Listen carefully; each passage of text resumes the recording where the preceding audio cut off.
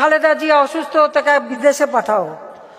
আল্লাদের আর শেষ নাই, সাজাপ্রাপ্ত আসামি জেলে ছিল, অন্তত আমি এইটুকু দয়া করেছি যে পাওয়ার আমার আছে, তার মাধ্যমে তাকে আমি তার বাসায় থাকার সুযোগটা করে দিয়েছি।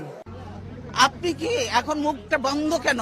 এই যে মহিলা, আপনার মুখটা এখন বন্ধ কেন বলেন তো? কি বলছিলেন এতক্ষণ ধরে? মুখটা বন্ধ কেন এখন? দেশ কোথায়? গোপালী?